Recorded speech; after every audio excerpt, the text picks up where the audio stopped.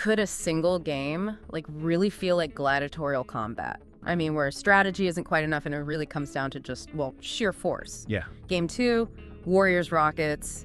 It wasn't just basketball. It felt like this physical mental storm, like an 80s slugfest almost. It really did. Kicked off with that huge dunk, then bam, that early injury. Everyone just held their breath.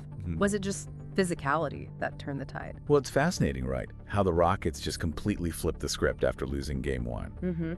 The intensity they brought, it wasn't just, let's tie the series. Yeah. It felt more like a declaration. Like they were sending a message every single possession. Welcome back to The Deep Dive. We're here to break down the information you want, getting straight to the crucial stuff, fast and clear. That's the plan.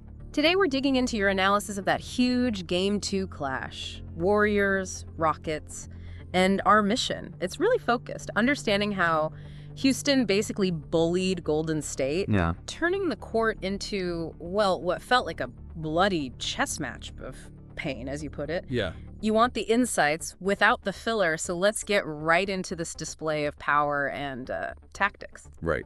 And from the jump, you could just feel it at the Toyota Center. The atmosphere was intense, almost suffocating for the Warriors. You could sense that Rockets' desperation. The crowd was into it. It was obvious they weren't just aiming for a win. They were looking to, impose their will. And Jaylen Green, wow, he came out absolutely scorching. That description, G League Ignite turned flamethrower, pretty accurate. Yeah, it really captures it. That early dunk felt like more than just points. It was a statement, right? A physical one.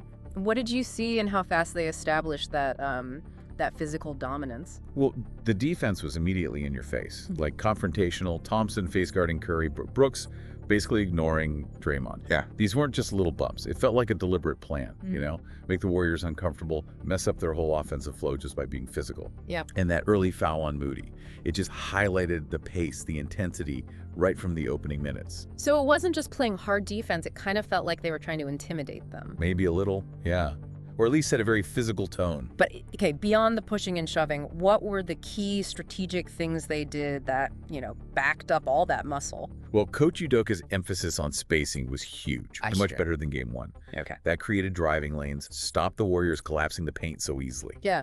And their focus on ball security, also critical. Fewer turnovers, fewer easy points for Golden State. Exactly. Defensively, though, their plan for Curry was suffocating. It wasn't just throwing extra bodies. It was aggressive doubles, constant pressure, denying him the ball, trying to wear him down. What offensive plays did you see that really worked with that physicality?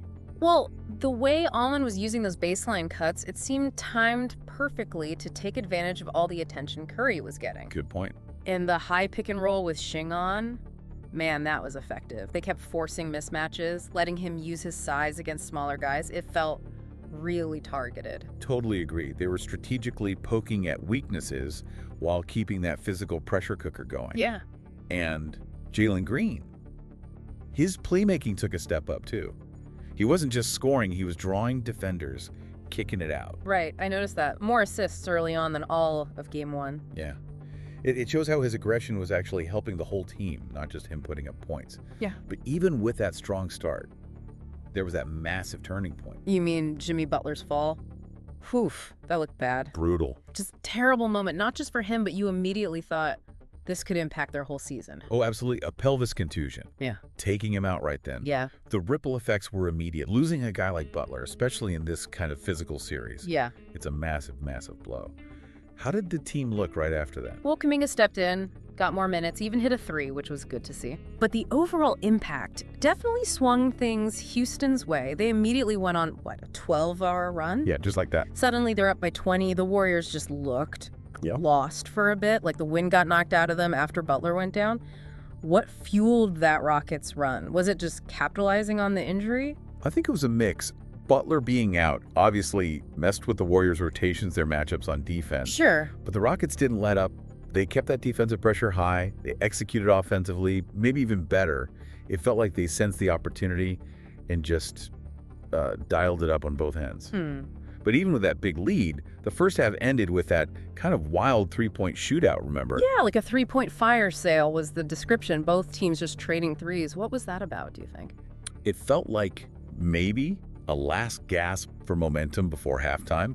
Rockets trying to really cement the lead, Warriors desperately trying to claw back within range. Show some fight, yeah. Exactly, showing they wouldn't just, pack it in despite everything. And then in the second half, you saw the Warriors trying things, loading up on Sheenan, sometimes on defense. Right. Draymond even hit a three, gave them a little spark.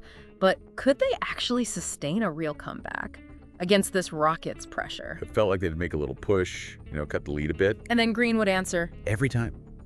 Jaylen Green just kept hitting big shots, making key plays. He consistently shut down any momentum they started building. What made him so tough to handle all game? His confidence just seemed sky high. He was attacking, taking his shots. Yeah, but smart aggression too. Right. Not just chucking. He was making good decisions, finding guys, not forcing it. He really became their go-to guy, and the Warriors just didn't seem to have an answer for him. No clear answer, no. Yeah. And helping him out was that constant, relentless ball pressure on Curry. What did you see there? Oh, man, they were blitzing him, trapping him way out high, just denying him any space to breathe. It was clearly the game plan. Get the ball out of his hands. Make anyone else beat you. Exactly. And the number of turnovers they forced, it showed that strategy was working. Yeah, it was effective. The Warriors tried countering, like you said, sometimes doubling Şengün down low. Right. But the Rockets had other guys step up. Brooks kept scoring. And then Quentin Post off the bench. Who saw that coming? Right. Hitting multiple threes. That's a huge, unexpected boost.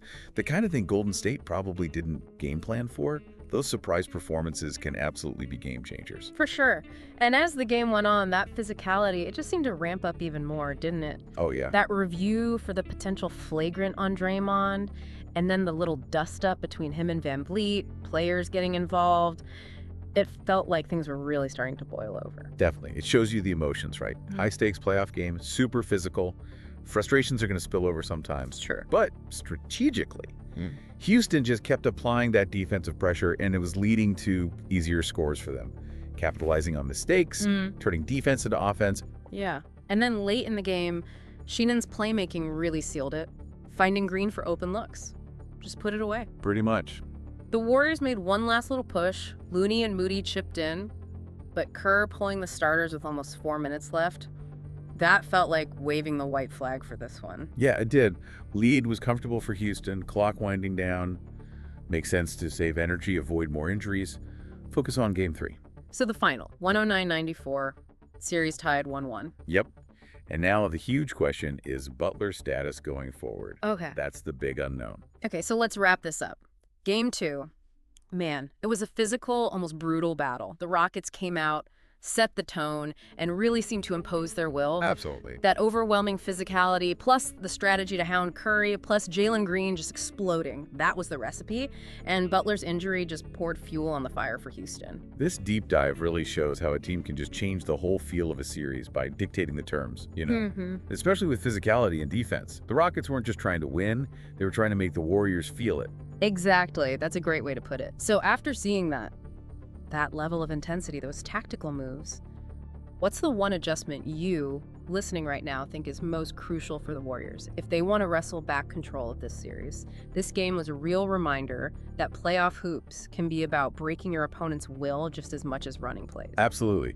That physicality wasn't just random. It felt like a core part of Houston's whole approach. Yeah. A real strategy. So did anything in our breakdown of this bloody chess match of pain surprise you?